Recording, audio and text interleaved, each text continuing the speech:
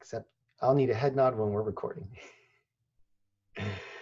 Well, hello everybody, and welcome to Thriving Through the Holidays. Tonight's webinar is going to be a bunch of fun, so I hope you're ready for some fun through this holiday season. We're going to be taking a look at some strategies for navigating the holiday season in a really healthy way.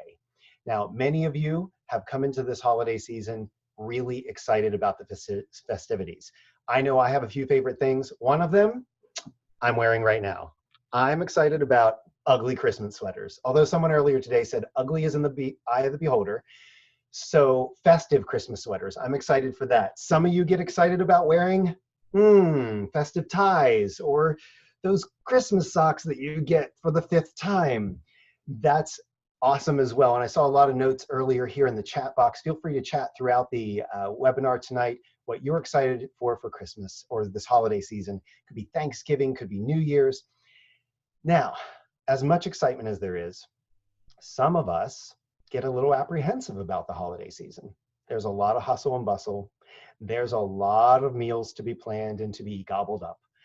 And some of you just want to survive the holidays and maybe even achieve some health goals. Well, tonight, we're going to be discussing a few ways that you can not only survive the holidays, but thrive through the holidays. So I'll be your host. My name's Nathan Claycomb. I'm a certified Optavia coach, and I am so grateful that you've chosen to invest some time tonight in yourself and to join us as we learn how to thrive through the holiday season. Before we get going with some tips, I just want to introduce myself a little bit more and my lovely wife, Denise. We had a little transformation a couple years ago here. I was 38 years old. Denise was 30 something. And I think she's tuning in, so we're going to keep that for a different day. But in our mid-30s, I discovered that I was starting to get the dad bod. Just blink if you're a guy out there and know what I'm talking about. The dad bod. I also had the dad energy. And if you're married to a dad bod, you can just blink there too. I would come home from work with a ton of energy at work and come home from work really low on energy. And I gave my family the leftovers, and then I would start to eat the leftovers. About that time of life, we decided to draw a line in the sand and take back our health. So we got immersed in an incredible community, started practicing healthy habits, partnered with a coach and some structure, and we went from our highest weight of our life to our healthiest weight of our life and gained the energy that we so desired to give to our family. Now, some of you out there have also experienced transformation as well. So if you're willing to, if you're comfy with it, throw in the chat box if you have lost some weight on one of our programs, what you've lost in there. I'd love to celebrate your success tonight. Let's see this chat box light up here with some stories. Somebody go first. I know, I see some people right there. Whoa, 165 pounds combined. Oh, since Monday, 23 pounds in 6 weeks. This is incredible, 45, 35. Awesome. Wow, congratulations, everyone. Wow, this is so cool. Oh, I could do that all night. All right. Here's the thing, folks. There's a lot of wonderful health transformation stories out there. And we focus on lifelong transformation, one healthy habit at a time. Tonight, we're going to discuss some of those healthy habits because somebody out there cared about you and invited you to this call. Perhaps you're sitting out there in a party like Michelle's and got invited to this call. We want you to know that better health is possible in your life too, even through the holiday season. Now, my wife and I got started on our health journey right before the holidays, and that can be tough. I tell you, we had to navigate candy at Halloween, stuffing and pumpkin pie, or filling, they call it probably out in Ohio, during Thanksgiving, that's just 2 weeks away, fried food at work parties, eggnog, cookies, buffalo chicken dip at New Year's with extra cheese. Whew, that can be overwhelming. Some of you may already be feeling the same way. So, some of you may not be. You might be at a healthy place already. Well, the great thing is no matter where you are in your journey, we're going to give you some strategies in just a moment that you can turn the holidays into something to look forward to rather than something to be anxious about. We had a plan in our family, and after tonight, hopefully you will too. The ideas I'll be presenting come from 2 different resources. They're not my original thoughts, but I love embracing them. The first one is the Stop, Challenge, and Choose ebook by Dr. Wayne Anderson. And also brand new Dr. A's Habits of Health. It just released this August. Dr. A is a board certified critical care physician and the co-founder of our program. Also happens to be a New York Times bestselling author. Both of these phenomenal resources. They're the foundation of our health. And you didn't know this when you tuned in tonight, but that ebook, that's yours for free. All you have to do, connect with the person that invited you to this webinar, and they will absolutely hook you up with Stop, Challenge, Choose. And we're going to talk about that in just a few moments. Now, if you're like me, there was a season where you said, I'll just wait until after the holidays to get healthy. Waiting until 2020, oh my gosh, this new decade, I just realized, like waiting until 2020, that's when I'm going to get healthy. I'm going to make that New Year's resolution. Well, I did that about 5 years ago in 2014, and then I did it again in 2015 and 2016. Put a 1 in the chat box if you've ever made a New Year's resolution to get healthy, and then the very next year made a New Year's resolution to get healthy, and then the very next year made it, boo. I love it. Hey, Fernando, there we go. Look at all these ones coming in. Guys, what if you could break that cycle? What if you could break the resolution cycle and go through the holiday season losing weight and gaining health rather than gaining weight and losing health? Here's how it works. Every time we enter this holiday season, we have events. And the events generally equal an outcome. Here's an example.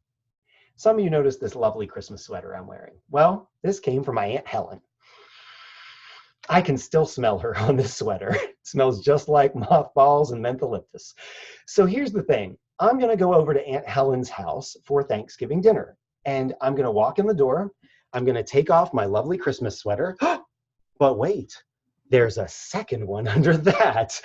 That's because I love my Aunt Helen and I want to show her my support for her lovely Christmas sweaters. When I get there, she's going to fill my plate to the brim because I wore that sweater, and she's going to just heap more and more things on that plate. And then she's going to sit there and watch me enjoy every single morsel, especially of her sweet potato pie casserole. After that, I'm going to feel kind of lousy, pop some antacids, and be dragging my wagon the next day and probably the rest of the week. How many of you drug your wagon to the football games the rest of the weekend? All because I went to Aunt Helen's house with her sweater. The event equaled an outcome. But I got to tell you, that is not my desired outcome.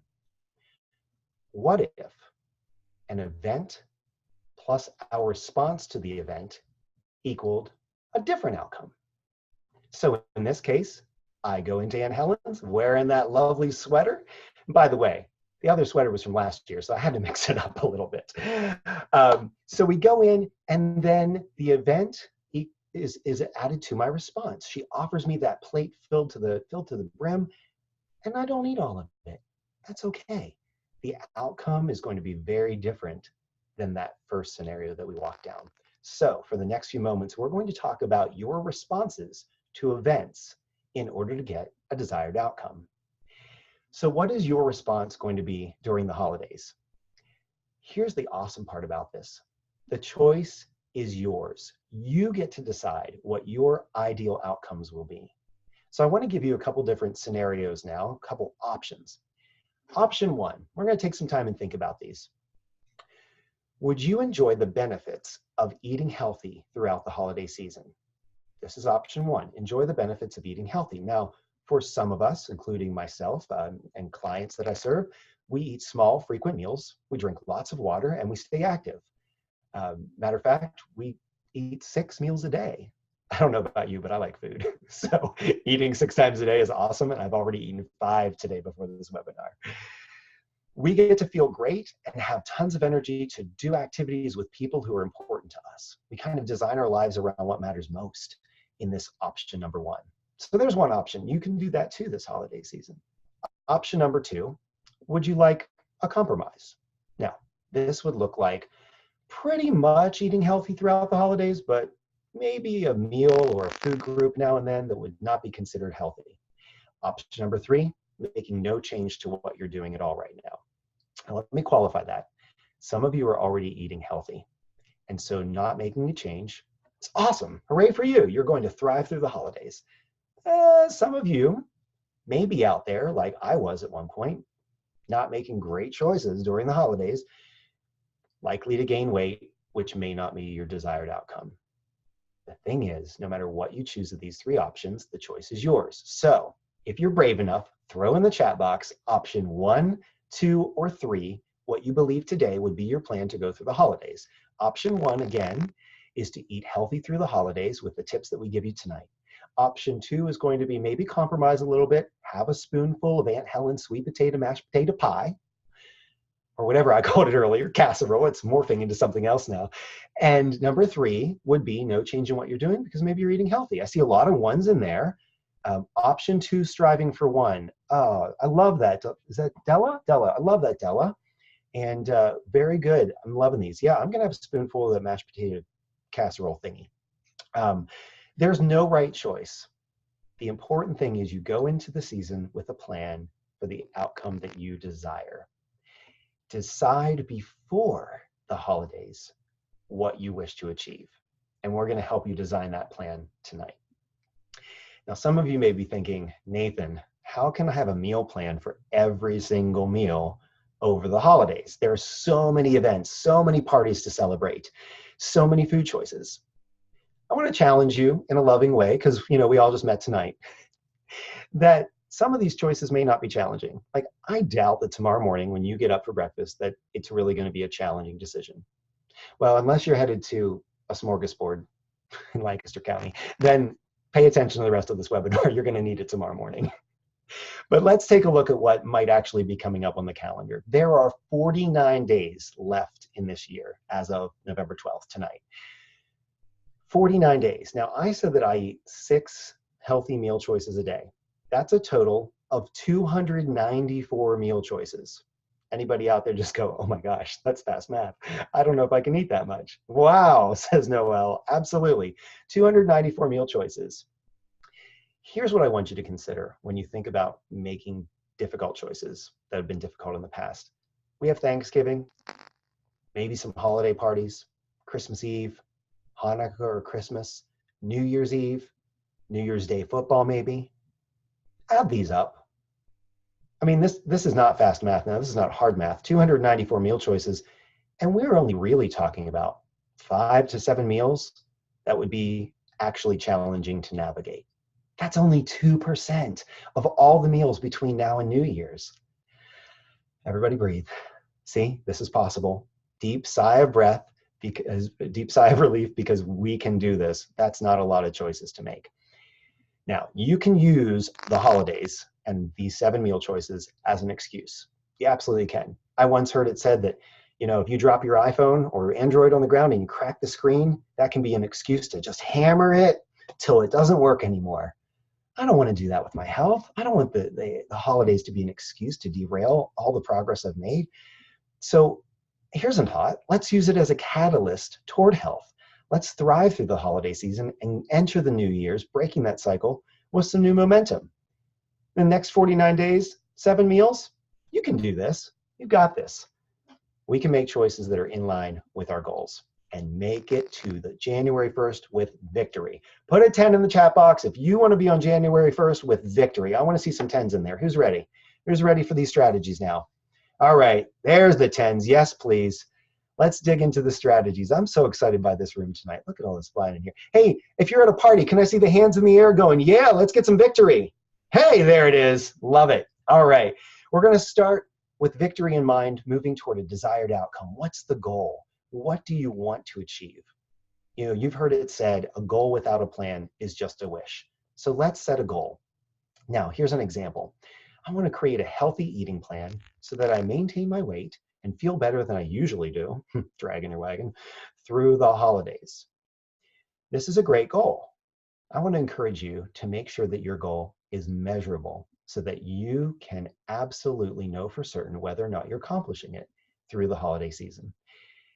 After we set a goal, we're going to look back at our, actually, real quick, I want to give you an example real quick of this desired outcome. We're going to come back here. The measurable example I wanted to give you tonight is to think about if you want to get specific amounts of meals in that are healthy, specific amounts of hydration, like 64 ounces a day, 7 to 8 hours of sleep at night. Those are going to be some examples of something measurable for your goals, all right? So I hope those of you have a pen and paper, I mean, this is a great time to start writing down some of those things that you might want to have a goal for the next 49 days. Then look at your current reality. Where am I now? Here's an example. I've been there, folks. You're not alone on this one. I've gained a little weight. I don't feel good about that. And I always have a hard time getting through the holidays without gaining an extra 7 to 10 pounds. If that's your current reality, this is a great time to set up a desired outcome and then take action steps to move from that place to your goal. See, once you're crystal clear on your goal and why you want to get there, and then you get clear on your starting point, the next thing you get to do is kind of fill in the gap in between and create the action steps to get there. So when we talk about hydration and sleep, perhaps you want to stick to your eating plan that we mentioned, drink a minimum of 64 ounces of water, get 7 to 8 hours of sleep a night, be mindful about getting all of these things in, and then carry a healthy snack with you at all times, just in case you get delayed. So these are your first tips of the night for action steps to creating a healthy holiday season. I'm going to pause real quick here on the snacks. Those of you who have been practicing healthy habits like us know that snacking, intermittent meals 6 times a day are so important. But if you're busy during this holiday season and you're stuck in line, let's say you don't electronic shop, but you're stuck in line somewhere, you're in traffic backs up this time of year, and you don't have a snack with you, you don't have something healthy to choose from in your car, what are you going to do? This is when we fall victim to what I call the convenience store blues. Anybody go up and down through the aisle of their local gas station convenience store, walking those aisles going, what do I want? What do I want? What do I? I just saw somebody laugh. That was great. Yeah, you've done that too. So you can't decide. So you grab something salty, you grab something sweet, you grab something slushy. Is anybody with me on this? Yeah. And then you spill the slushy on you when you're driving, get him angry at the driver in front of you. So you've done this too. If you have a healthy snack, you get mindful about your practices before those moments, you won't stop and have that problem. So the important thing is think before you eat. Why are you eating? What are you eating? Mindfulness is the key. So before you put anything in your mouth this holiday season, ask yourself this: is this a rational eating decision, or is this an emotional eating decision? Let's take a look at both. Here's the questions you want to ask yourself to decide if you're making a rational eating decision. Is my eating in my long-term best interest? For example, if that healthy snack I was talking about is an apple with 15 almonds and a bottle of water, is that in the best interest of my long-term health? Yeah, probably. If I'm lumping Aunt Helen's plate of sweet potato pie casserole, round 2, is that in the best interest of my long-term health? Probably not. Probably not. Question number 2 to ask yourself: if I eat this now, how will I feel an hour from now? How will I feel tomorrow? Will I be, everybody together, dragging my wagon? Huh? I don't want to drag my wagon. I want to feel fantastic. I want to be a victor over the food.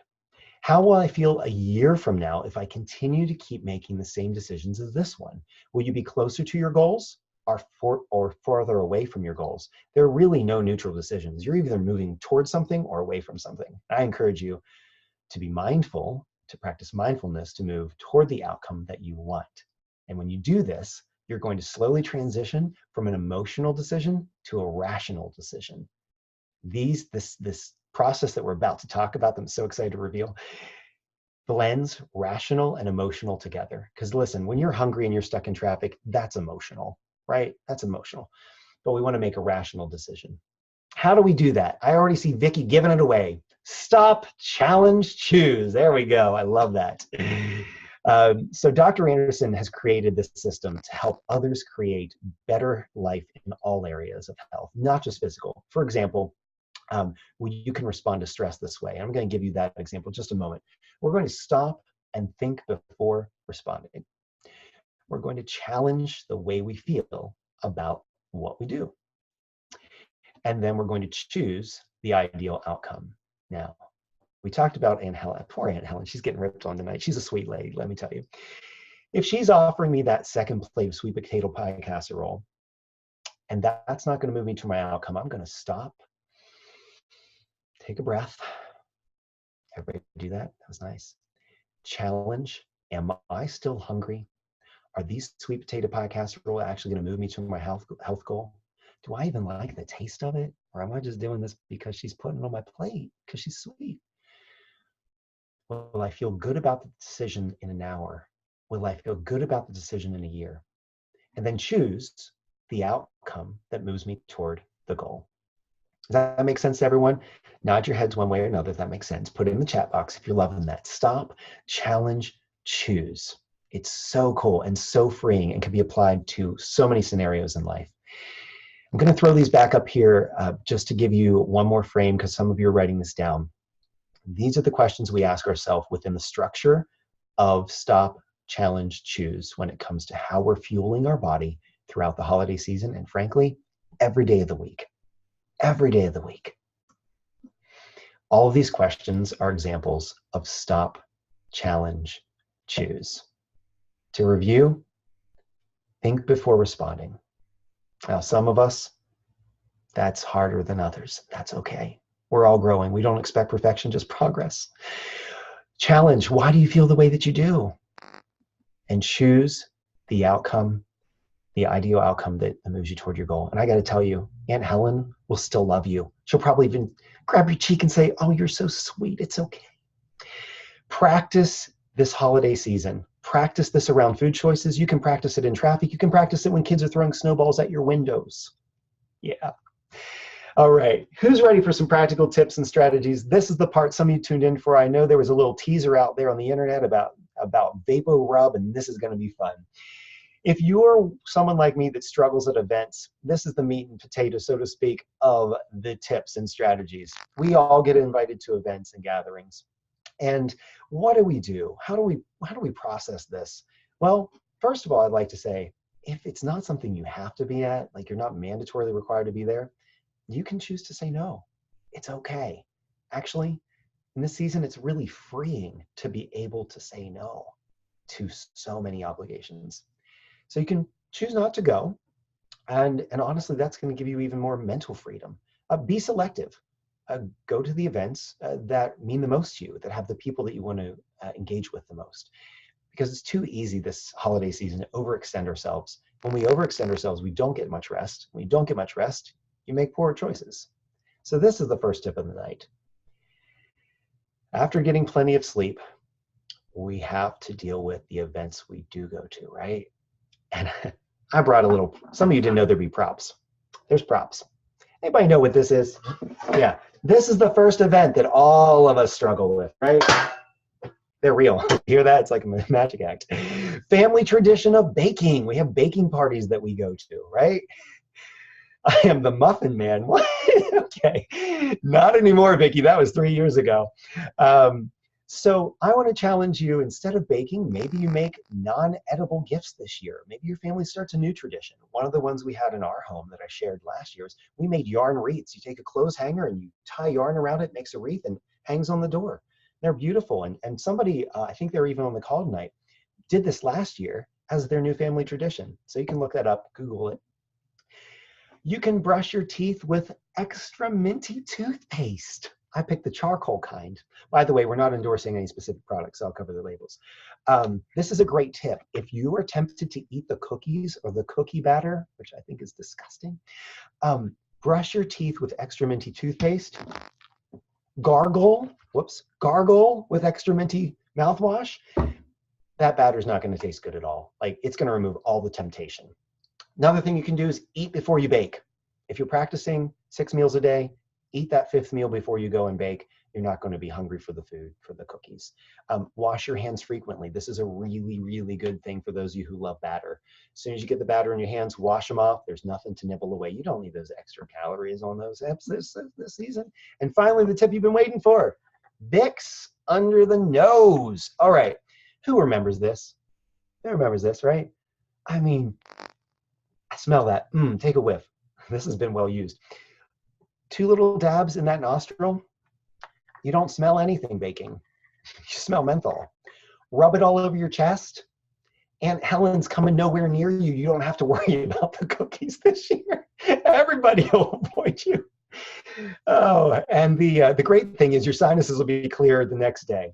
Another tip that I personally love, I love to sip on peppermint tea whenever if I am baking at a holiday party. Peppermint tea, again, changes that flavor and doesn't make me want the cookies.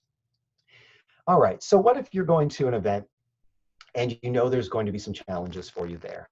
The important part is to make a decision about your response to the said problems or challenges when you get there. Have an action plan before you go. I will have an action plan for Aunt Helen's sweet potato pie casserole. I know she's going to put it in front of me, so my desired outcome is to not have that. So I'm going to say, Aunt Helen, thank you so much. I appreciate the offer, but I'm going to pass this time. Like I said, she's going to love you anyway. Know what you will do when a challenge comes your way. And again, don't go hungry. Eat before you go. It makes that decision a lot easier. Here's what I love. This little resource right here gives you the opportunity to write your intentions down on paper. Now, some of you could even do this digitally. There is power in writing out your plan. There's power to having a strategy. You're much more likely to actually do it if you put it on paper. So there's a link for you down there. We're going to review that in just a bit as well. Link where you can get this plan for your holiday season. All right, on with some more tips. I have a question for you. What are you looking forward to really with these parties? Are you looking forward to just the food or the people? A lot of you earlier, I asked, what are you looking forward to this holiday season? And I saw family, family, family and friends, family and friends. The people, thank you, Noelle. We are looking forward to the people. So when you go, instead of the food, focus on friends, focus on family.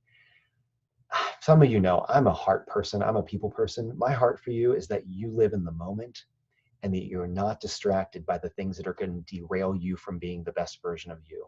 Instead, you're going to focus on what matters most, those people around you. Cherish every precious moment. You know what?